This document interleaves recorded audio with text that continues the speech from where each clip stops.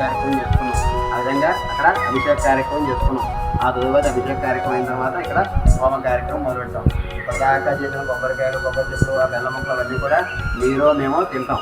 కానీ హోమగుండం దగ్గరికి వచ్చిన తర్వాత ఏం చేస్తుందంటే ఈ హోమం చేసే సమయంలో మీరు ఏదైతే ద్రవ్యం అందులో వేస్తారో అది మరలా తిరిగి మనకి రాదు. అది అగ్నిముఖావై దేవత. మన యొక్క ప్రతి ఒక్క దేవత ముఖంలో కూడా అగ్నిదేవుడు ఉంటాడు.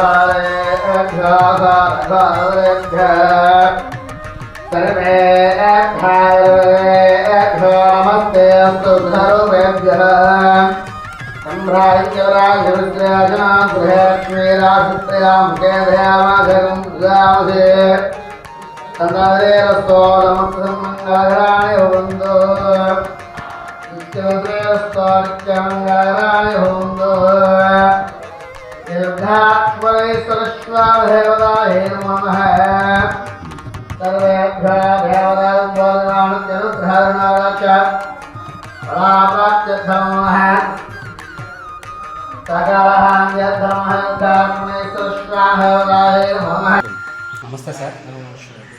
ఇప్పుడు యాక్చువల్గా ఈ నరసాపురంలో లక్ష్మణేశ్వరం అనే ఊరండి ఇది.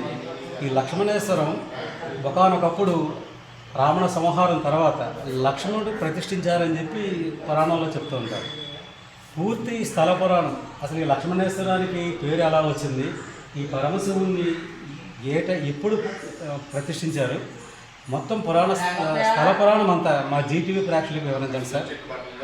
ఓం నమః శివాయ అండి. ఇది లక్ష్మీశ్వర గ్రామం అండి, నరసాపురం మండలం లక్ష్మీశ్వర గ్రామం. ఈ యొక్క స్వామివారిని త్రేతాయుగంలో రావణ బ్రహ్మరాక్షసుని సంహరించారండి. రావణ బ్రహ్మ అంటే బ్రాహ్మణుడు, బ్రహ్మహత్య మహాపాతకం అంటే బ్రాహ్మణుడు సంహరిస్తే బ్రహ్మహత్య మహాపాతకం వస్తుందని చెప్పని పురాణాలు చెప్తున్నాయి.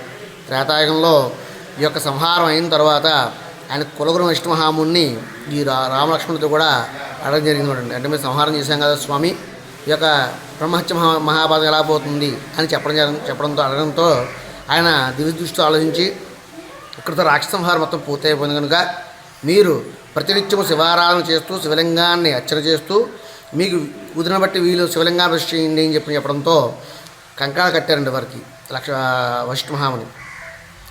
ఆ కంకణాలు ధరించి వీరు ఆలయాలు దర్శనం చేస్తూ కొన్ని శివలింగాలు ప్రతిష్ఠ చేస్తూ ఇక్కడ స్వయంగా లక్ష్మణస్వామి ఇక్కడ శివలింగాలు ప్రతిష్ఠించబడింది. అంటే ఈ యొక్క క్షేత్రానికి వచ్చేసరికి ఆ యొక్క స్వామివారి కంకణం జారిపడిన స్థల పురాణం. మనకి శివలింగాలు మామూలుగా ఉంటాయండి, కానీ ఇక్కడ జటాజూటం అంటే కొట్టుకుంటుంది స్వామి. ఈ జటాజూటం మీకు పైన కొట్టు కింద కొట్టు కనబడుతూ ఉంటుంది. లింగాకారం మనం మామూలుగా ఉంటుంది, కానీ ఈ కొప్పుతో ఇంత ఆకృతి జటాజూటంతో మనోడి శివలింగం దొరకాయండి యొక్క స్వామివారు. ఆ యొక్క బ్రహ్మహత్య మహాపాత్రం పోవడం ఇక్కడతో ప్రతిష్ఠించినట్టు పోయిందని చెప్పి ఒక స్థల పురాణం అన్నది. అదే ప్రకారంగా ఈ యొక్క స్వామిని స్వయంగా లక్ష్మణుడు ప్రతిష్ఠించేవాడండి. ఈ యొక్క జటాజూటంతోటి ఈ యొక్క ఉప్పుతోటి ఈ శివలింగాన్ని. ఈ యొక్క స్వామివారు రంగులు కూడా మారుతూ ఉంటారు. అంటే అమావాస్య పౌర్ణానికి చంద్రుడు ఎలా అయితే మారుతూ ఉంటాడో కొంత రూపంలో స్వామివారు మారుతూ ఉంటారు.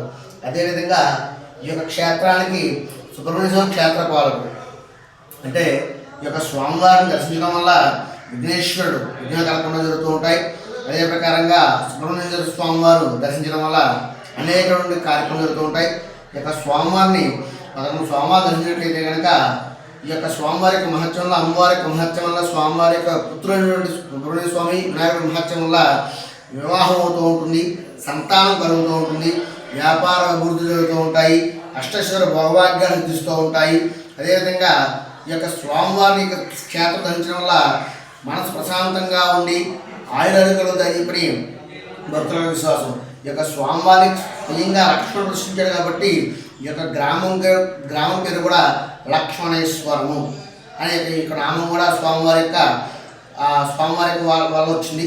కనుక భక్తులు విశేషంగా శివరాత్రి, కార్తీక మాసము, సుబ్రహ్మణ్య షష్ఠి ఈ పర్వదినాల్లో యొక్క స్వామివారిని దర్శించి అమ్మవారి మహిళాది మధ్యని అమ్మవారు అష్టభుజి ఆమెను దర్శించుకుని ఈ యొక్క సుబ్రహ్మణ్య క్షేత్ర పాలకుడిని ఈ యొక్క మంగళవారాలు, స్వామివారం కూడా అర్చించి పూజించడం వల్ల వివాహము, సంతానము, వ్యాపారాలు అంటే ఈ యొక్క ప్రధానంగా ఈ యొక్క స్వామివారి అనుగ్రహము, అదేవిధంగా సుబ్రహ్మణ్య స్వామి అమ్మవారి అనుగ్రహం వల్ల అందరికీ కూడా ఆయుధాలు, గైష్టేశ్వర భోగభాగ్యాలు కలుగుతూ ఉంటాయి, దీర్ఘ సుమంగళిగా ఉండే అవకాశం కలుగుతూ ఉంటుంది.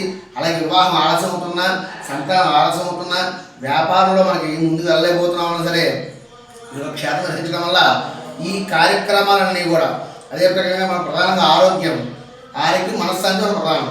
కానీ ఈ యొక్క స్వామివారి క్షేత్రం 11 స్వామివారాలు కనుక అధిగమించి దర్శించినట్లయితే కనుక ఆరోగ్యము, మనశ్శాంతి ఈ యొక్క కార్యక్రమాలు కూడా జరుగుతాయని భక్తుల విశ్వాసము. స్వామివారి మహత్యం కూడా చాలామంది విశేషంగా తరించిన వాళ్ళు చాలామంది కూడా ఉన్నారు కనుక ఈ యొక్క స్వామిని దర్శనం వల్ల ఆ కార్యక్రమాలు కూడా జరుగుతూ ఉంటాయండి.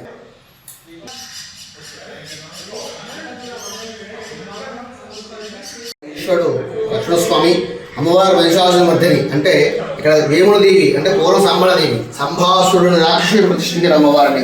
మనకి అమ్మవారి ఈశ్వరుడు భార్య కింద పార్థదేవినా, దుర్గాదేవి అని సరే నామం ఏదైనా సరే అభయస్తం శాంత స్వరూపంగా ఉంటుంది అమ్మవారు. కానీ ఇక్కడ విశేషం ఏమిటాయా అంటే అష్టభుజి 8 చేతులు ఉంటాయండి అమ్మవారికి.